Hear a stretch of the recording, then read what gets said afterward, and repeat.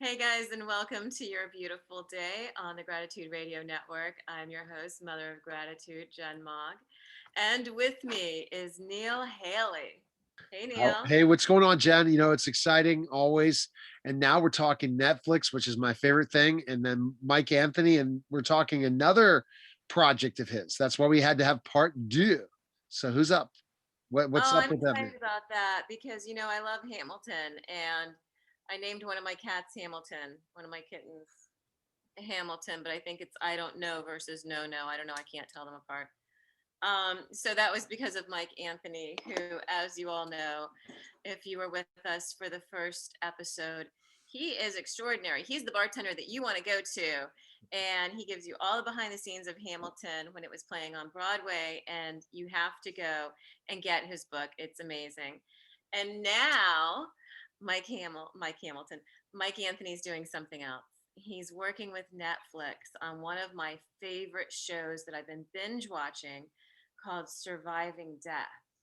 Welcome back to the show.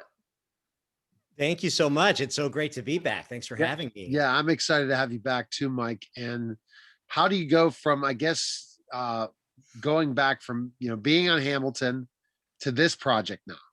How did Yeah, that I, happen? I live a very bizarre life. When I'm not bartending, I'm exploring evidence for life after death.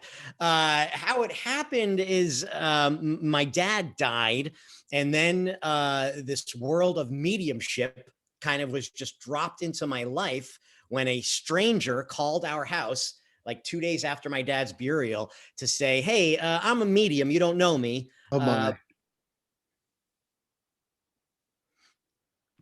Wow. Okay. Mike, we lost you for a second. Are you there? I'm here." Yes.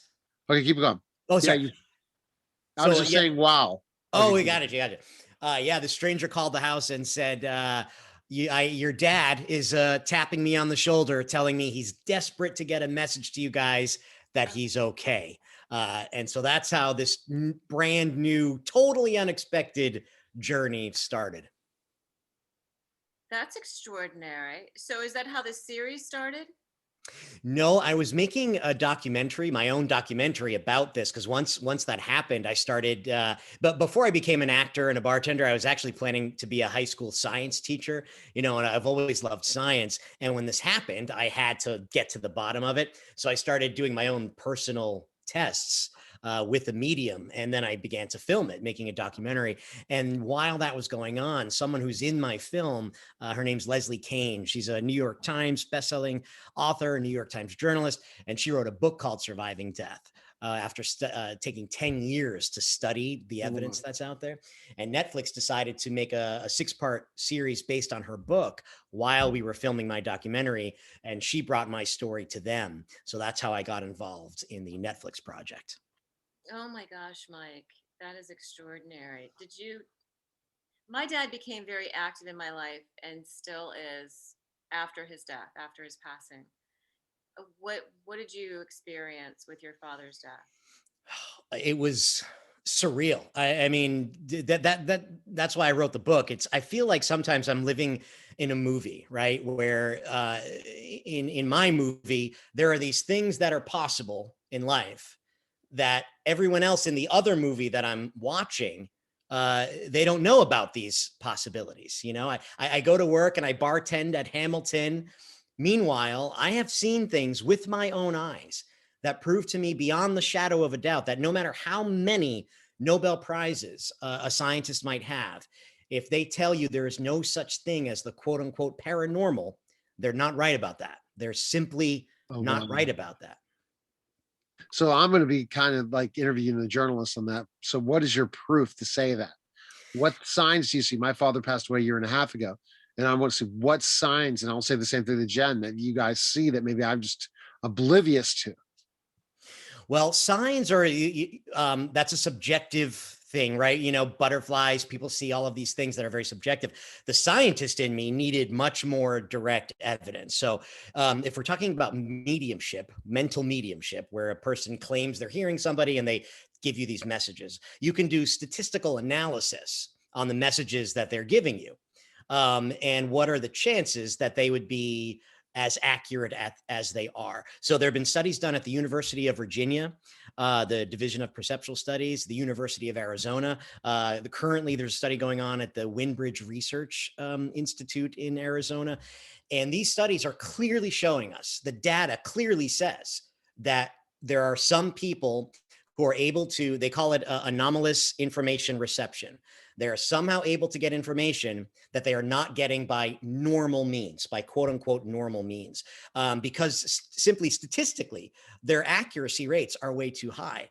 But then in my own life, it ended up going down this path where we can divide mediumship into Right. two categories, right? Mental mediumship and then physical mediumship. And physical mediumship is where it gets crazy, and where I saw things I never imagined possible, stuff that sounded completely like science fiction to me. But I have seen my father's face, his living face, floating basically in the air, speaking to me. And I did not see this alone. I was sitting beside a New York Times journalist when this happened. She saw it as well, as did the other 6 people in the room. So as bizarre as this might sound, depending It sounds on completely bizarre. completely bizarre. I hesitated even, it's the last chapter of the book, because it gets crazier even than that. And I hesitated to put the chapter in the book because I was worried people are going to get through this whole book and they'll read the last chapter and they'll think, oh man, this guy's just nuts. Then you saw Alexander Hamilton in Hamilton. Then Alexander came and materialized in the middle of the room. And I know how. We just saw the lights move in a different way. Yeah, You turn the yeah, lights. That it is really completely did. freaky. That's really freaky. No, that's just a part of life. Oh yeah, look at that. They got kind of the color got weird. Yeah. Yeah, it's right when you said that, it changed. So they're trying to show my doubt on the interview and I saying, mean, "Oh I my touched- gosh!" And he's making the dead raise. All right, go ahead, Dad. Let's go. Yeah, Neil, someday if you're up for it, I'll take you to a seance in England. And there's a guy named Stuart Alexander, and he wrote his own book if you're interested. And I saw things with my own eyes that science simply cannot explain. I mean, I saw a human hand form out of an amorphous blob of like mist, shake Leslie's hand, she's the journalist, Wow. let go, and then literally 5 inches from my face, I watched it dissolve back into a mist and then disappear into nothing. That's crazy. All right, Jen. Next Normal. question, because I have about 50 questions because you believe this in this stuff, Jen. I'm still a doubt, except when I saw Mike made the lights move. But go ahead. No, I've grown up with this. You know, I was institutionalized for this at Milledgeville. My brother would see Indians and he would say, "I know you see them." And I would look at them and be like, "No, I didn't see that person that's standing next to you," because last time I admitted to that, I was locked in a cage. So I grew up hearing every day at between 4 and 4:30, because that's when Merv Griffin was on and before it was Phil Donahue. It sounded like a full piano hitting the wall in my bedroom at the same time, and just so loud. And I would run into the kitchen and my mom would be like, "It's nothing, the house is just settling." I'm like, "It's 1970 ranch style house, Mom. I mean, how much settling can it have?" But it wasn't until my girlfriend heard it and ran out of the house screaming that the house was haunted that it was the first time I believed it. No, wow, that's just. So I've seen, I played with my uncle before I was born. I played with him during, until I got busted for playing with him. I've seen Indians and I've grown up seeing spirits. I would always help people if someone was in a state of transitioning, I would help them transition over, or I could see death before it happened. So why am I not seeing it, Mike?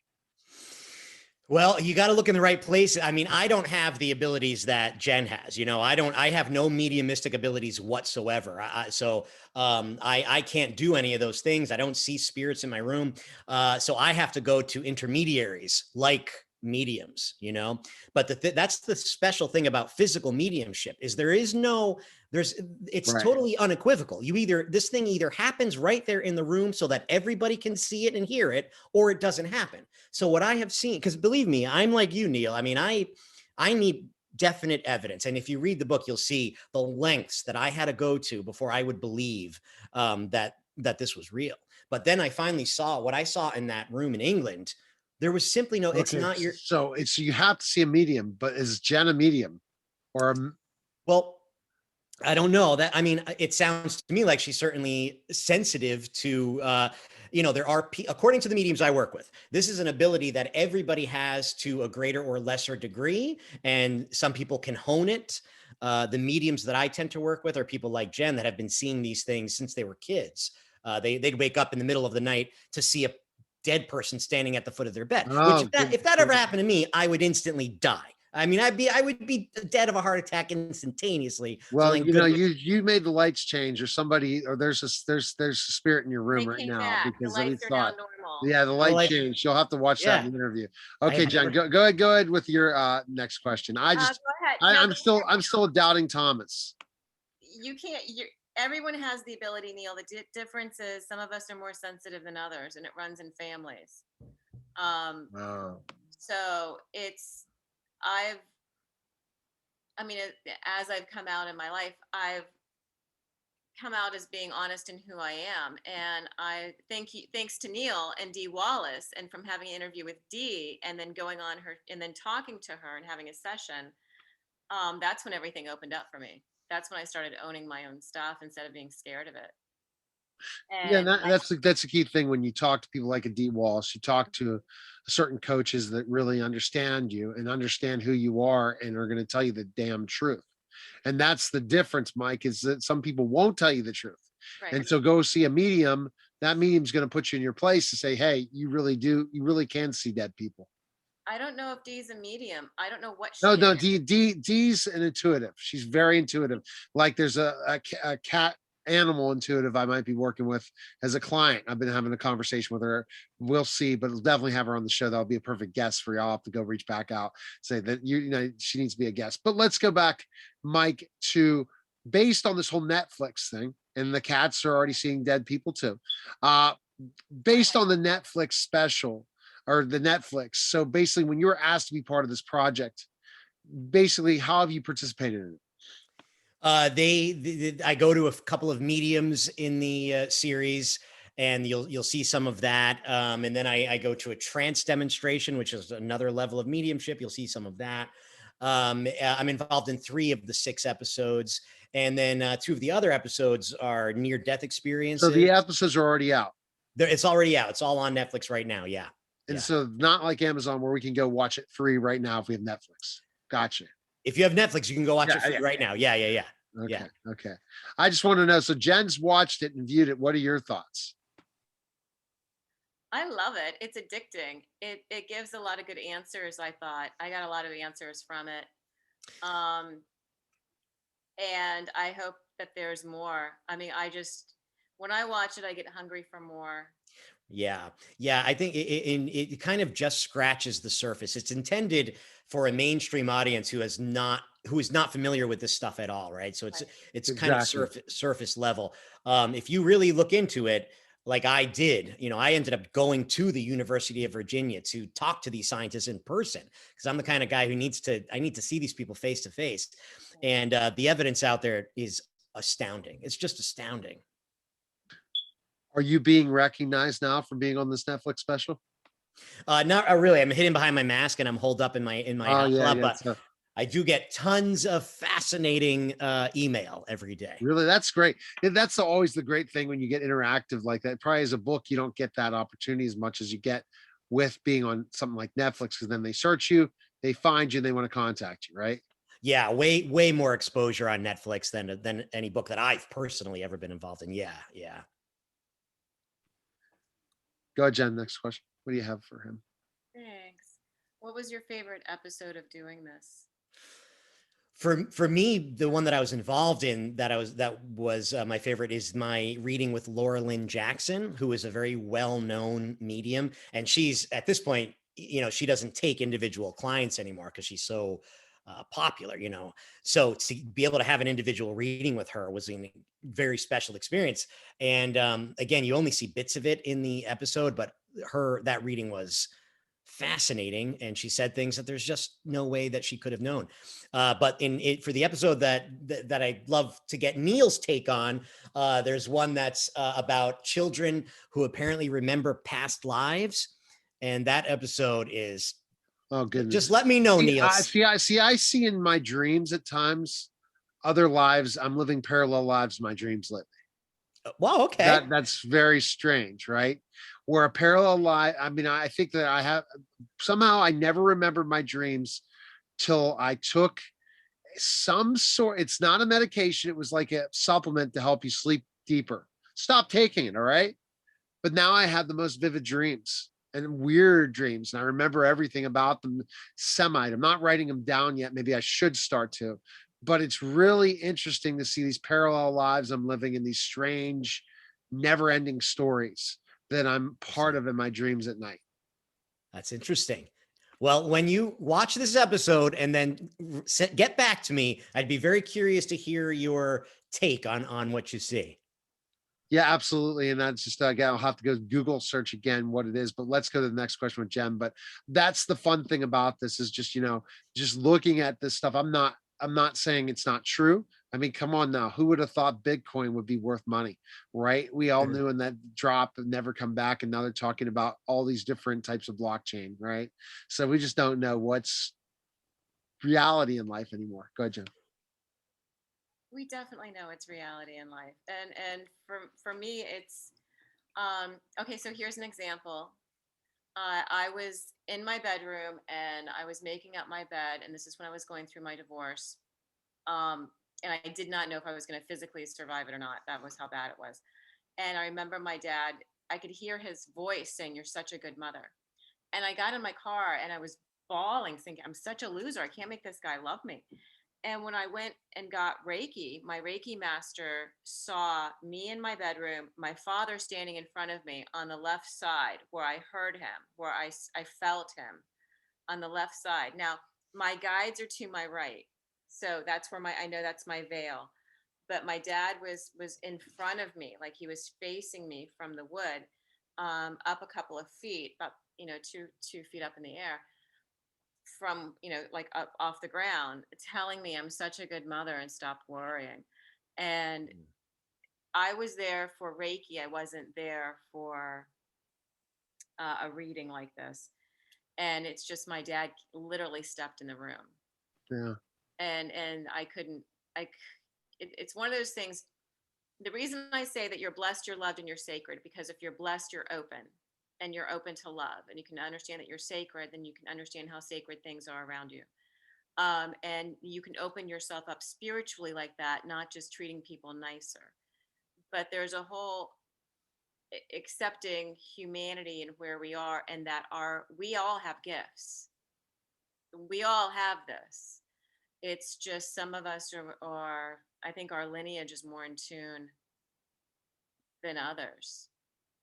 What was Mike, for you, when you saw the one with the children, that one boy that was a producer in Hollywood? Yeah. That family, they're friends of mine, because when I started to look into this, I really went to lengths to figure this stuff out. So his mom, Cindy, is a friend of mine now. And so I know these people in real life, and they are telling you the absolute truth. I email with this woman all the time, and anytime a new thing comes up, I mean, what you see on that episode, that truly is a family going through something, trying to figure it out. And the kid who's having these memories, Ryan, imagine having these memories where you live this other life, and now you're in this body, and then he went to meet like his daughter, his previous daughter, and his grandmother. Imagine trying to work that out in his little brain when he was like 7, 8 years old, trying to, he's no, he was older. He was a teenager and he had forgotten it by the time that the mom is still in the series. Yeah. Was in the series. The mom, and as a mother, you're trying to figure out who this little being is. Yeah. I can't even name my cats yet because I don't know who they are. But imagine being this mother, right? Who did I give birth to? Somebody else. And then for her to take him, and she was like, Neil, she was saying, I waited too long. Oh, wow. Because he was there with Hindenburg when the Hindenburg crashed. Holy cow. And it was just like so much of history this man was a part of. and then being reborn. And now he doesn't have any recollection of it. And I think when we come into this life, um, we come in with some stuff from our previous life until we figure our crap out. And then, we get to move up Gotcha. to somewhere higher. So what's next for Mike? Right now, I'm working on my own documentary again, which was I was working on before the Netflix series, which will go a little more into the evidence, that you don't necessarily see in the Netflix project. This will be a little more of an in-depth look at my investigations into mediumship, and then I'm also working on a screenplay, a fiction screenplay that has nothing to do with anything else, because why not? Why not? Exactly. Why not? I love it. But again, and then Hamilton someday will be back, and then you'll be talking about how all the people from that theater that are dead will be talking to you, Mike. So be ready. I'll let you know. After especially, or you should invite mediums in, and then you'll see all the ghosts of every person that's attended that theater. And I've been told the theater is quite haunted, so I'll let you know. But you didn't believe that as a scientist till this happened. I've never seen it. I'd never seen it with my own eyes before this. Yeah. Okay. All right, Jen. So close it out.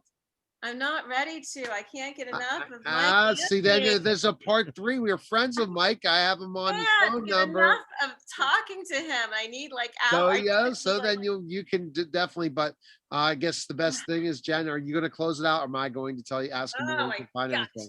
So hard. It's so hard. Oh my goodness. Okay, what do you want to say, Neil? I'm not done with Mike.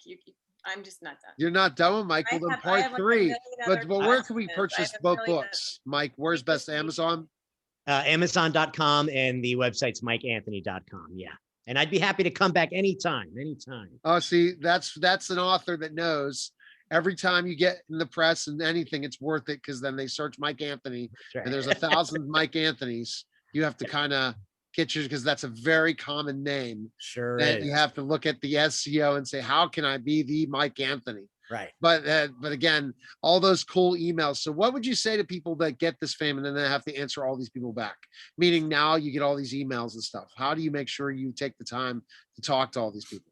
Yeah, I mean, I want to let people know that because I haven't gotten back to everybody yet, and I really want to try, because the messages I'm getting, a lot of them are people who are brokenhearted and desperate, and they're looking for answers with regard to this stuff. So there's a ton of them, and I'm going to slowly get back to people, and I'm trying to daily get back to a few. Wow. People. I'm seeing it in my Instagram box loading up because of Clubhouse.